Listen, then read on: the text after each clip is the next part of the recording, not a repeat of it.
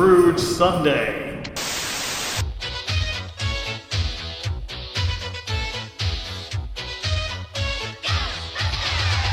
Welcome back to the Advent Calendar House, the official holiday podcast of the 1830s London Time Tourism Bureau. We are counting down to Christmas in July, and it is the 5th of July. Oh, humbug! Oh, fascinating. And it's the 5th of July, 2020, so it's time for another edition of Scrooge Sunday. And this time, we're being swept through a rip in the space-time continuum back to 1986 for a Christmas Carol episode of the Real Ghostbusters, Xmas Marks the Spot. I am something weird and I don't look good, Mike Westfall, and joining me first is the something strange in your neighborhood that Ray Parker Jr. warned you about. It's Tommy Coombs. Welcome back, Tom. Hey, Mike, I'm glad to be here. There was an icy patch outside for this time of year. I warned you about that. I know, but I didn't believe you. And also a man whose middle name is Ecto. It's Chad Young. Hey, Chad. That is actually 100% true. My mom was smart enough to name me Ecto a year before Ghostbusters came out, and I still can't get over that. Mike. If my mom was Corey Chapman, apparently. Yeah, well.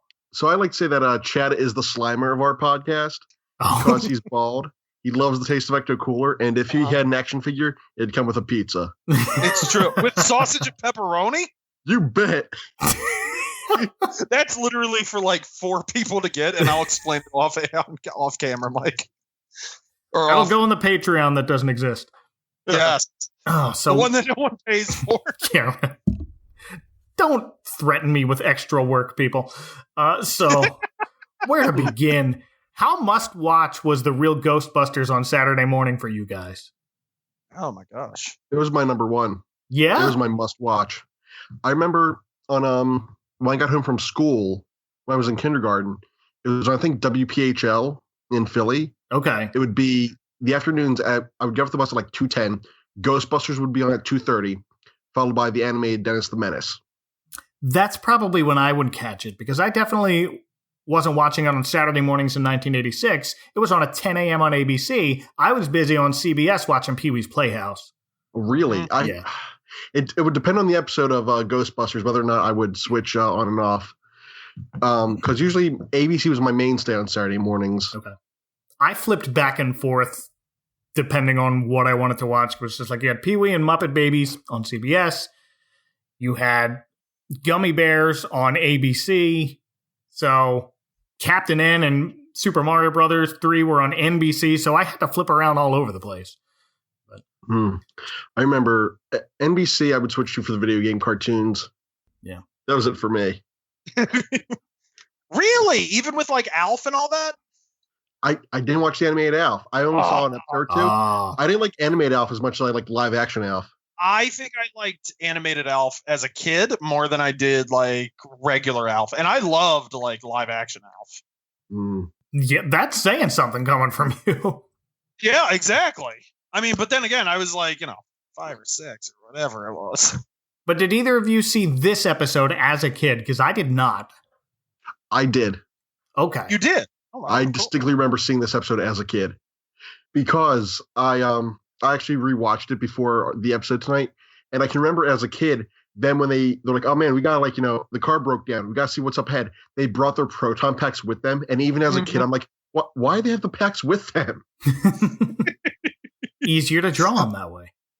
Oh, see, there we go. We have an. Hey, I did not watch this as a kid.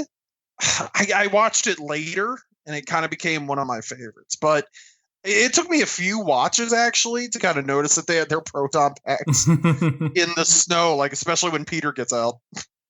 Hey guys, we gotta go clear the snow to get lasagna. Oh. Yeah, let's skip right to it. We have to talk about this voice cast. First off, on previous episodes of this podcast, he's been a naive gorilla, a flying moose, a cat who thinks the inventor of Christmas trees should be publicly executed. It's Lorenzo Music as Peter Venkman. Christmas. Phooey. Oh, That's not Dave Coulier. No, not yet. Thank God. This is still season 1. The de facto finale of season 1, as a matter of fact. Really? I didn't know that one. Yeah, it was the 13th episode of season 1. Next, the voice of Winston is Arsenio Hall. What a way to spend Christmas Eve, eh, Peter? Typical. Now, let's put this into perspective. This is before the talk show. This is before coming to America. Mm-hmm. This is one of those facts I think a lot of other people found out after the fact, like how Shredder was Uncle Phil. Yeah. Also, he voices the ghost in the commercial interludes. Yes, he does. Does he really? Wait a minute. That's Arsenio? Yeah. You can definitely tell. And now, back to the Real Ghostbusters. We now return to the Real Ghostbusters. Oh my gosh. But it's him using his Winston voice. Winston voice is just Arsenio voice. Yeah. By the way, I'm sorry. I love this kind of tidbit. And for those who don't know, Arsenio got the role after they rejected Ernie Hudson. Oh, no. Ernie Hudson came in to audition for Winston, and they said, no, I don't think so. And he's just like, what? I'm Winston. I'm literally the only one from the cast that wants to audition. He loved Winston and Ghostbusters so much, he wanted to audition to play him in the cartoon. Good old Ernie Hudson. It's like that Kramer on Seinfeld where he can't play himself in the episode. That's like that thing where it's like the opposite of Charlie Chaplin entering a Charlie Chaplin contest and coming in third. Oh my gosh, yes. What if he won? Then he would just be a jerk. Eat it. Much. Next we have Frank Welker as both Ray and Slimer. We're going to get the Christmas tree. God bless. You know, and he makes an appearance at the end, which I'm sure we'll touch on. We will, yes, absolutely. You know, a few months ago, me and Chad did a episode about Ghostbusters and the Real Ghostbusters. Mm-hmm. The first time I ever noticed that two cartoon characters had the same voice was Frank Welker as both Ray and Fred from Scooby-Doo. Yeah, it's basically standard Frank Welker voice. Yeah. Wow, really? It wasn't Lorenzo Music as Garfield and Venkman? No, because this was before Garfield was around. No, Garfield was around before this. No, I think Garfield... Garfield and Friends wasn't, but I mean, all the specials, I would watch all the specials, and they started in 82. Right. So, okay. Yeah. All right. So this was your Lorenzo Music entrance point. Interesting. Yeah, Frank Welker was the big one. And as this alternate reality's bleached blonde pompadoured Egon Spengler, it's Maurice LaMarche. I'm picking up other presences. Big, powerful. They're coming in at 12 o'clock high. Probably most famously the voice of the Brain. This is kind of sort of early into his voice acting career. I think it might be his second regular cartoon series after Inspector Gadget. I think so, really? Yeah. And I think, Dennis the Menace too. Because I think that was around the same time being produced by Deke. Yeah, but I think Ghostbusters edges this out. But yeah, you're right, around the same time. Yeah. He kind of had a night, early on. I mean, you look at all the things that Maurice started off doing. I mean, my gosh, there are just voice actors now that would just kill for one of these roles. And I mean, he was able to get them all early on. Good it's just incredible. Mm-hmm. In this episode alone, he's two other voices. He's Bob Cratchit for a hot second, and he's the Ghost of Christmas Present for a hotter second. One thing I was telling Chad is that we'll get to this later in this episode, I hope, but Egon was never more badass than he was in this episode. That's true. Yeah, you're probably right. That's true. And we'll get to a few other voices as we meet them. But for now, let's get into it. The gang's driving home on Christmas Eve in a pretty heavy snowstorm from upstate New York after a job at Chad's house. Yep. My fault, really, guys. Sorry. Well, Winston's not a fan of working on Christmas Eve, but Peter's of the mind that it's just another day. Mm-hmm. And here is where Ray, who's behind the wheel, comes to a fork in the road he doesn't remember seeing on the way up. Kids, this is well before we had a map of the entire planet on our phones. So you either had to finagle with a paper map while driving or just get lost. Mm-hmm. You both started driving before internet maps too, right? Yep. Oh gosh. We were because we had the MapQuest printouts. Although I wouldn't leave within like a 20-mile radius of my house for like the first 2 years of me driving. Yeah. My friend and I used to go to like conventions out of state, so we would go to like Ohio, Pittsburgh, New Jersey, and all. And if you can just imagine these easy trips that you would think are the easy, we had those internet printouts. We also had like the little just the handwritten directions that you couldn't read, and Yeah. and we get all cranky and angry because we're out of cigarettes too, which I don't smoke anymore. But anyway, but yeah, no, driving without a GPS. Oh my gosh. Whew. No, thank you. I don't want to read. I don't miss that at all. MapQuest was around when I started driving, but for the most part, I took after my dad, who was and remains a AAA map guy with the flip over. So. Yes. That is dedication. That I respect 100%. But nothing like that here. Egon just guesses that they take the left fork and guesses wrong. I like that the busted sign we see lying on the snow doesn't say turnpike. It just says highway. Two words in all caps. Yep. It's not the highway. It's a highway. And they're up on the mountains, so I don't know if that's a pun, but here's where the Ecto-1 stalls, and they have to hoof it to try and find any sign of civilization. Winston again is bummed that this is how they're spending Christmas Eve, to which Peter replies, typical. And here's where we get the backstory via Ray that Peter's dad was always away at Christmas, and Egon adds it's easier to shrug off stuff like that when you pretend you don't care. I've got to say, it's right around here that I notice this is some really nicely animated snow for a Saturday morning cartoon in the 1980s. Oh, yeah. Oh, yeah. And as someone who lives in upstate New York, can I tell you, this is just a complete side note. Those mountains and turns and all that is 100%. Like, that's sickening how accurate that is. Oh yeah, even like creeping down into Pennsylvania. My wife lived in northeastern Pennsylvania, and getting to her house, like I used to joke, like, you live on a mountain.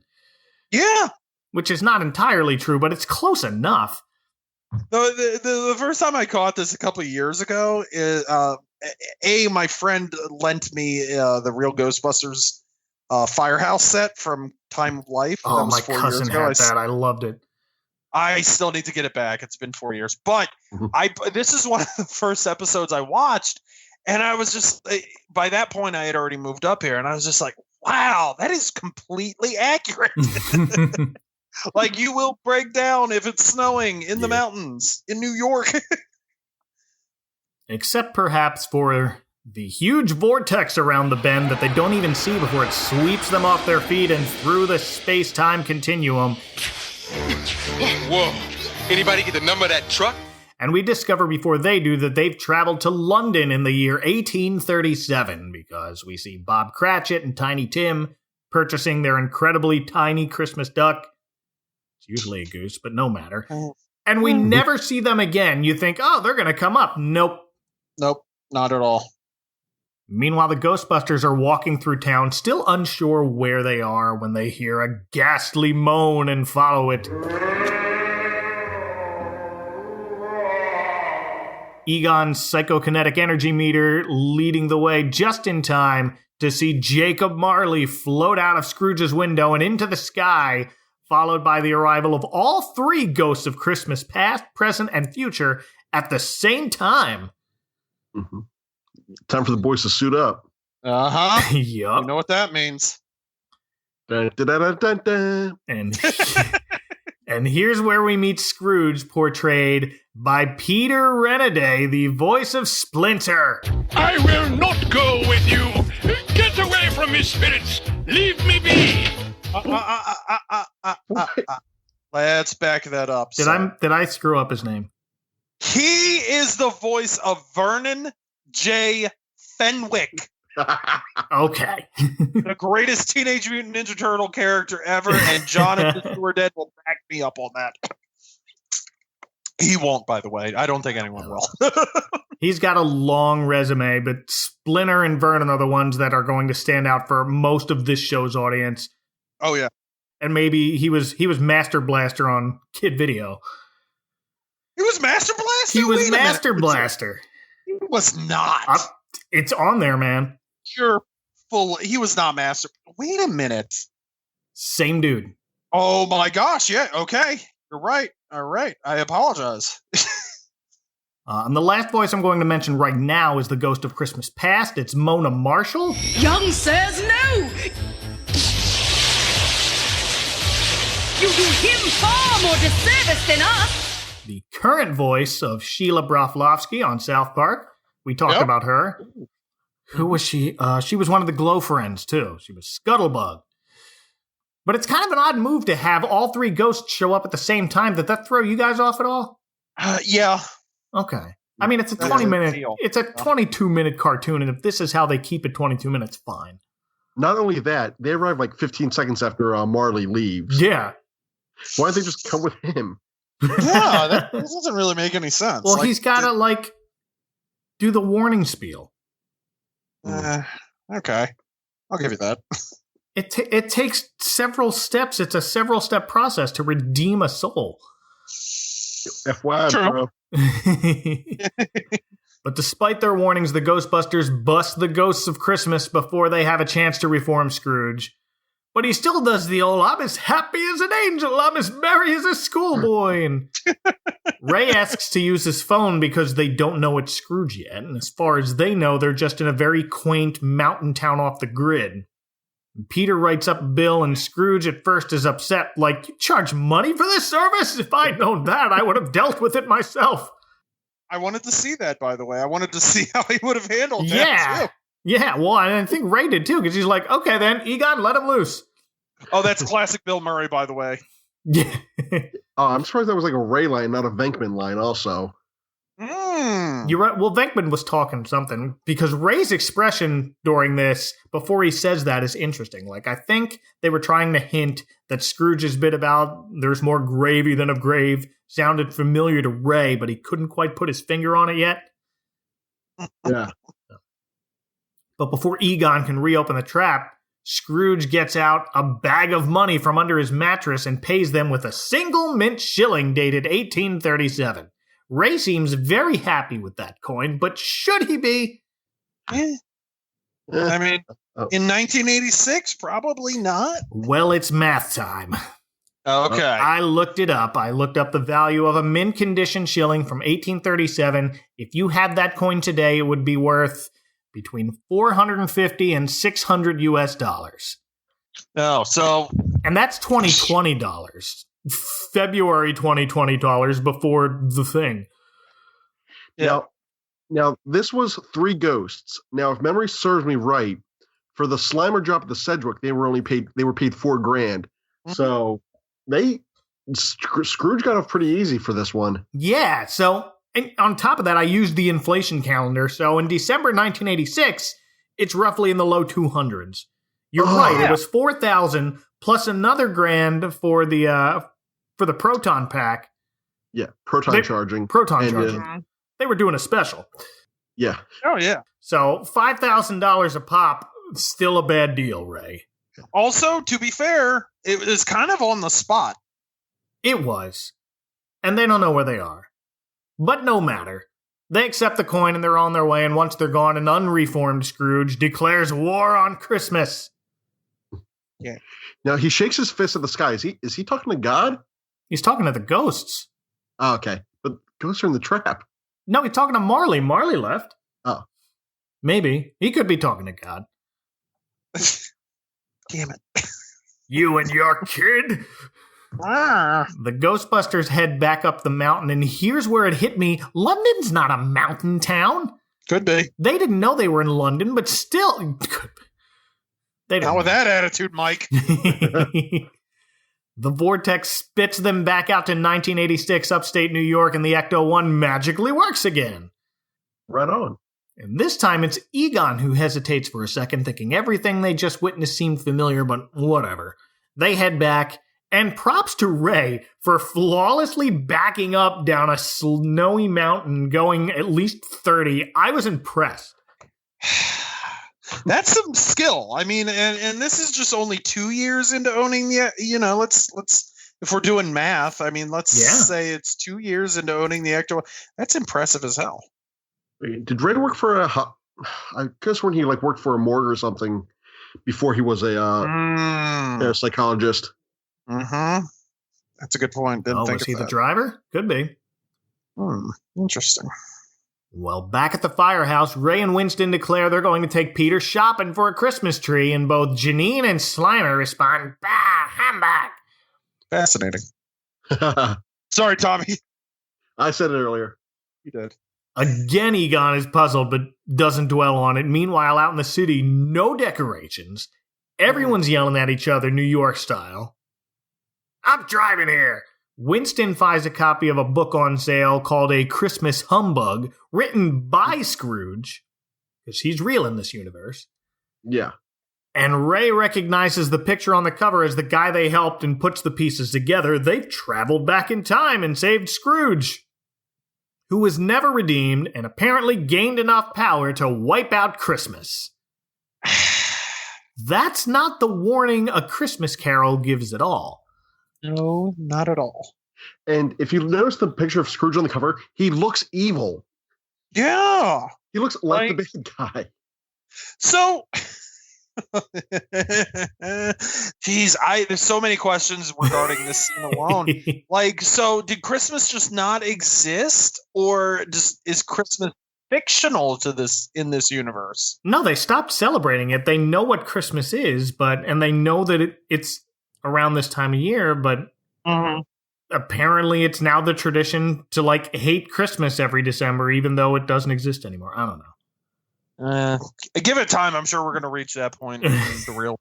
No, I don't think we're there yet. No, not yet. It comes in waves if you look back in history, but oh yes. But you got a point. This episode could play pretty well today. A point made even clearer by a woman passing by who explains, in 1837, in real life by their reckoning, Scrooge apparently told everyone he defeated the Christmas ghosts all by himself. Yep, sure did. A bit on the all nose. by himself, which is something that would come up in a conversation with complete strangers. Yes. Absolutely. Mm-hmm. The real Ghostbusters will return after these messages. Ghostbusters! It's the real Ghostbusters Firehouse playset. Figment, our firehouse is haunted. No way. Oh no! I've been gooped. Ghost to the stadium. The real Ghostbusters, each sold separately, assembly required. Hey buddy, see anything weird? It's Tombstone Tackle. Don't lose your head. Take a hike. There's a policeman. Oh no! It's X-Cop. I can't believe my eyes. Whoa! We're not scared. We now return to the real Ghostbusters. Well, they rushed back to the firehouse to stop Egon from dumping the ghosts into the containment unit, but too late! Right about here is where the Janine of this alternate 1986 unknowingly repeats Peter's sentiment of, so what, Christmas is just another day. But hey, that was different. Mm-hmm. Their plan now is to find their way back to 1837, but first they have to get the Christmas ghosts, and only the Christmas ghosts, out of the containment unit. Egon says it's possible if he rigs a hairline fracture in the unit and goes in to get the ghosts to meet at the right place at the right time, so... Sure. Gentlemen, this plan is essentially the final act of Back to the Future Part 2 meets Ant-Man and the Wasp. Wait a minute, is this before Yes. Back to the Future 2? Oh, yep. So wait a minute. Could be. Yep. I think we have a link here. So is this and my knowledge is a little rusty right now. Is this kind of the only time that they attempted to go into the into the containment center and just get one of those? No, but it might be the first. Are you? Oh gosh, you're right. Oh my gosh. I think it's like 5 times they went in the containment center, unit, and 5 times they almost didn't make it out. It's like when Star Trek people would go back in time literally every other episode for no reason. Or was it the Next Generation? No, it was the first one, and 5 times they almost didn't make it back. Period pieces are easy, man. Yeah, no, that's true. I'll give you that. Well, only Egon's going in to get the ghost. The others have to go ahead back to the wormhole, and if this fails, they'll have to step in and be the ghosts of Christmas themselves. And Janine, now alone with Egon, agrees to help with cartoony pink heart eyeballs. I'll need your help. All right, Egon. Just as long as you know I'm doing it for you and not this Christmas. Bah humbug! Christmas. Humbug! Fascinating. Remember when Cartoon Janine had the hots for Egon, y'all? Yep. Janine says, just so you know, I'm doing this for you and not for you now. And then Egon turns his head, squints his eyes, and says, Christmas. And she winces at that. And it is the most badass that Egon has ever been. Yes. I love it. And honestly, I was texting Tommy beforehand. Like, it's one of the most, I don't know if this was on purpose, but you can see Harold Ramis kind of doing this in a movie. Oh, he would totally, yeah. Maurice LaMarche, nailed the Egon character. He did, because you know what? He made it his own take on Egon, but he kind of knew what made that character so endearing. Yeah. So, I mean, it worked perfectly.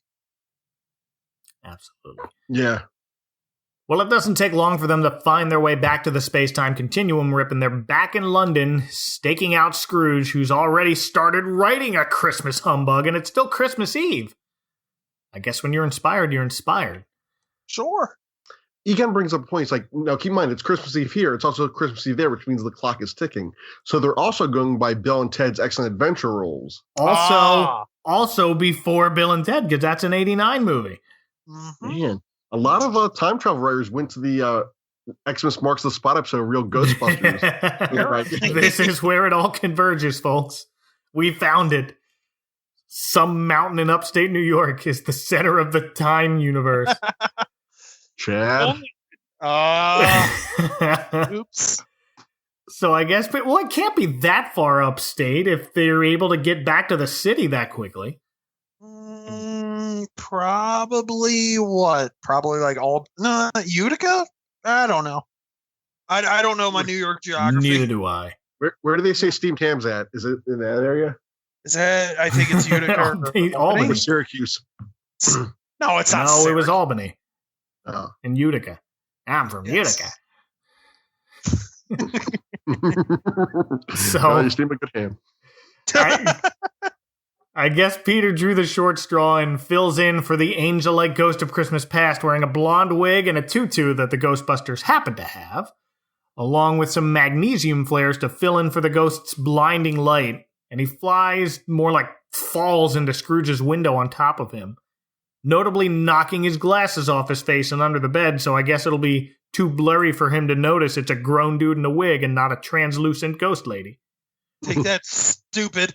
And that that doesn't come up. They're not Chekhov's glasses or anything, but it's a nice little touch for those of us paying attention. It's just like, oh, Scrooge can barely see now because his glasses are under the bed. 4-year-old me would not have noticed that. Yeah, probably not. Me neither. No. So Peter shows Scrooge his past using what's clearly supposed to be a Viewmaster.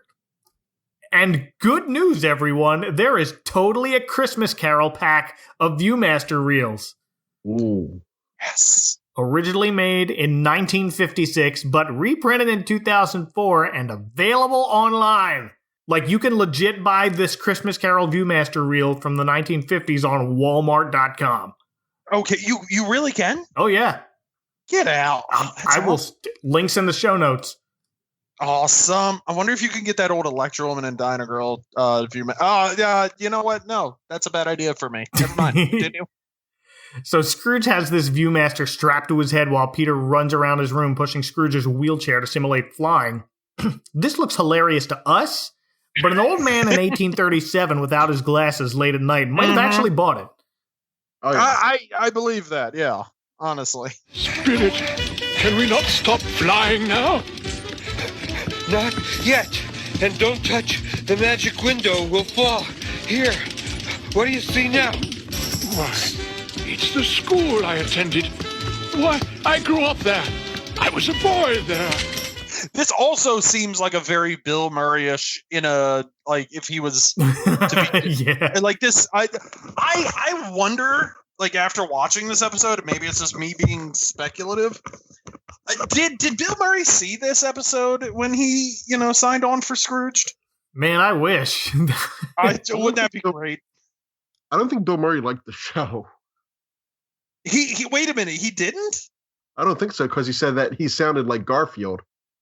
Yeah, but then he went in. Then he was Garfield. Yeah, so we already talked about this, Morty. Morty, hey Morty, come on, come on! I've got some Ecto Cooler to drink out of a Dick Tracy. See, it's funny because he's a pickle. Yes. Oh dear. Yes, he's a pickle. Anyway. Here's where Scrooge doesn't learn something at first, and it's Peter who tells him and himself. Just because you had a rotten past, that's no reason to blame Christmas. Lots of us had Christmases that weren't the best, but if you give up, you just end up denying yourself what you're so mad about never having had before. I think maybe that's a lesson we could all stand to learn. And then back in the 80s, Egon heads into the containment unit, warning Janine and Slimer to keep the portal open no matter what. As he goes inside, it looks like he's going on Space Mountain. Yeah, kind of. Now, Mike, yeah, when he first gets in there, it looks like we kind of see the Ghost of Christmas Future, but that's not the Ghost of Christmas Future, though, is it? Mm-mm. No, I did note the Headless Horseman is in there. No? No, who did you say? Sandman. Oh, Sandman, of course. Sandman's one of the first few ghosts we see. Yeah. Nice. Yeah. Well, Janine goes upstairs to watch on a monitor, but the portal starts sucking in Slimer. He's holding on for dear afterlife while he has to keep the machine cool with the fire extinguisher.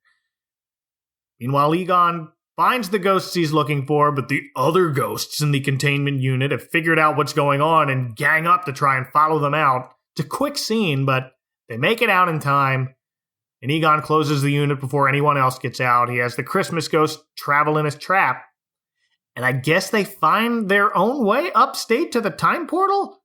Yeah, sure. They don't have another car, do they? The Ecto 2, maybe?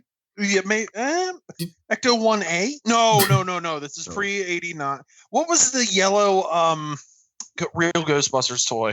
Highway Hunter? Yeah, that weird BMW. Maybe they had that, or that weird Ecto 3 plane or whatever it was. Did Janine drive to work? Maybe it was her car. Maybe. The Ecto 2 was the helicopter. Oh, okay, thank you. Oh, that's right. Was the go-kart. Yeah. 3 was that we? Oh gosh, I kid you not. There's a guy at a local flea market who I guess he fishes out like warehouses. He has stacks of those, even as of last year for like $15 sealed. Oh wow! Like you cannot get rid of those darn things. The 3? Yeah, that's the go-kart one, right? Yeah. Yeah, he can't get rid of that to save his life. What a weird problem to have. That's a nice problem, right? But back in time, Winston fills in for the Ghost of Christmas Present by Tarzan swinging Scrooge on a rope above the streets of London. And there, the workhouses, where you said to send the poor. See them? No, Spirit! Well, hang around. We'll swing past again in a second. Okay. It worked. I don't know who's holding on to that fishing pole he's on. Again, Back to the Future. Ecto 2. It's like Doc Brown at the end of part 1, I think. Yeah, that's right, with the ladder. Mm-hmm. And then Ray in a bedsheet as the Ghost of Christmas Yet to Come is playing the worst game of charades because Christmas Future doesn't usually talk, so I get that, but like they go all in on that joke, and Scrooge is like, two syllables. They're both pretty bad, but gentlemen, are they the worst Christmas ghosts you've ever seen? Yes. I think they might be. Yeah. They're up there. Definitely Peter's the MVP of the 3 with his Viewmaster idea. Oh, yeah. That might have been Ray's idea, but Peter executed. Yeah. But however he got there in time, Egon arrives, opens his trap, and the ghosts are freed. Christmas Past takes it from there. The other two grab Egon and fly him out of there, and here is where Christmas Present reveals... You think old Scrooge will learn his lesson? I think he'll learn his lesson, as I assume you too have learned yours. That is, of course, why you are here. That's why they're there. Yes. So I'm reading that as the ghosts open the space-time continuum themselves? Yeah? Or did Peter do it by calling Christmas just another day when they happened to be at the right part of the mountain? He had an epiphany. There it is. However it happened, Peter, like Joni Mitchell before him, admits he didn't know what he got till it was gone. And that's good enough for Christmas Present, who warps them back home, and the car too, I guess. 2 cars. How did Egon get there again? I don't remember. He just, here I am. Hey, here I am. We're here. There he goes. At any rate, they materialize in their own firehouse kitchen, hear Christmas carolers singing outside, and the timeline is restored, Marty. Morty. Peter toasts to Scrooge and the ghosts of Christmas over a bowl of what looks like bright blue punch. I want to know what they're drinking. It looks like spiked Kool-Aid. It definitely doesn't look... It doesn't look like eggnog. Although, I mean, you're not going to be showing, the Ghostbusters drinking eggnog on a children's cartoon. Well, I mean, it looked like a punch bowl. Could be. It looked like a bowl of spiked Kool-Aid. It did. Also, may I add, Egon, for the rest of the episode, is in his big spacesuit. He looks like the Super Fright Features Egon. He does with the big shoulders. Yes. Yeah. I'm legit shocked that figure, was, because it was made a couple years after this episode, and I'm kind of shocked that it wasn't this exact costume, because they didn't really do a lot of cartoon accurate costumes in that toy line, really. No, other than the originals, and they didn't do a lot of costume changing in the show. No, they really didn't. Also, and Mike, do you want? Maybe you better say what happens next. Yeah, well, we close as the Ghostbusters are shocked to hear Santa Claus flying overhead. It's funny. I always thought all that was just a story. Makes you wonder what else might be real. On Dancer! On Prancer! On Donner! On Blitzen! Nah. And it's Frank Welker. Doing Frank Welker's terrible Santa. Yeah, he was this same Santa about 5 years after this in A Wish for Wings That Work with Opus the Penguin. Oh, gosh. His Santa laugh is less ho-ho-ho and more... You know what it reminds me of? Is when Harry Shearer gets to play a president on The Simpsons. And it just doesn't sound really like them. It just sounds like Harry. God bless Frank Welker, though. Yeah. I mean, honestly, he did. I mean, the entire cast really did an amazing job with this episode. But I mean, it's the silliest and campiest way to just end it with that Santa laugh. Oh, yeah. Frank, let's be fair, guys. You can't really hear Frank Welker's normal voice and not chuckle a little, because it's just like, oh my gosh, that's just I can't believe he's made billions off that. Which I can, by the way. Oh, yeah. But it's just so silly and so corny. I love it. And from what I could tell, this was only the second of 3 times I could find that he was the voice of Santa. And wrong. There was this, there was A Wish for Wings at Work, and in 1981 he was Santa on A Chipmunk Christmas. Really? And I think that's it. Well, at least that's all I could find on IMDb. Well, after listening to his Santa, I think we know why. Yeah. Sorry, Frank. And I say this with all due respect. I love Frank Welker. He's one of my favorites, but they probably could have gotten Maurice to do it. But Santa should not laugh like Megatron. Mm-hmm. Now, Mike. Yeah. Now, when you see the Ghostbusters dancing down the street during the end credits, mm-hmm. does the song "Dancing the Street" ever playing remind you of that song? Like, does that ever remind you of the song "Dancing the Street"? It does now. Okay, because here's the thing. Oh wow, yeah. Go ahead. On Channel 6 ABC on Saturday morning at the end of the credits, they would play over the song with that being like, your dance on Saturday mornings on ABC. Oh my gosh. Yeah. Oh. That's awesome. Yeah. And I always miss the song. It always made me mad because I like the Ghostbusters song. Was it the Mick Jagger and David Bowie version? No, it was. No? Was it Aretha Franklin? Okay. It was the original one. Yeah. I just remember the. See, I was watching Pee-wee.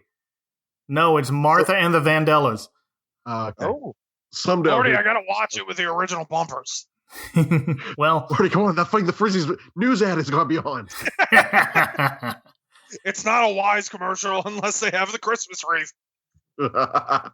Oh, that's a callback to an episode that never got posted. Sorry. Well, if people want to free you from the giant containment unit that is the internet, where can they find you, Tom? Hi, I am on Twitter. My handle is Classic Tomedy. That's Tomedy with a T and Classic with a C. And Chad. Facebook, Instagram, Twitter, Horror Movie Barbecue, horrormoviebarbecue.com, and you can listen to those great TPIF podcasts starring TC, me, and of course Derek Boyer, who couldn't be here today. What the hell is so funny? I'm thinking about the way I said where you can find me on Twitter, and it's kind of like people are gonna think that he had to edit me into that. Hey everybody, it's Hammer.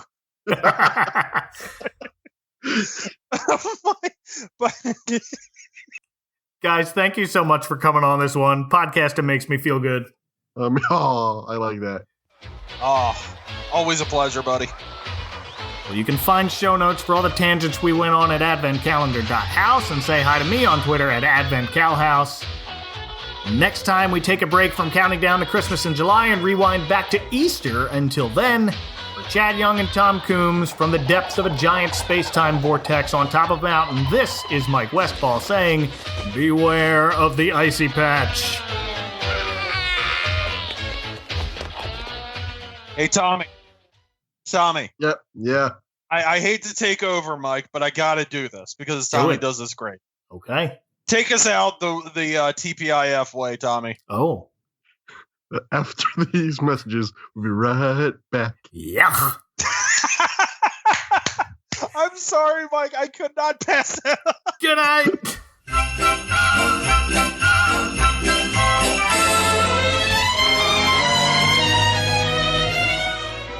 We're the elves from Tis the Podcast. I'm Anthony. I'm Julia. And I'm Tom. And Tis the Podcast is a proud member of the Christmas Podcast Network. Join us each week as we rank, review, and discuss all your favorite Christmas movies and television shows. Sometimes we agree, sometimes it's a verbal brawl, but each and every week is guaranteed to be fun. Come join us.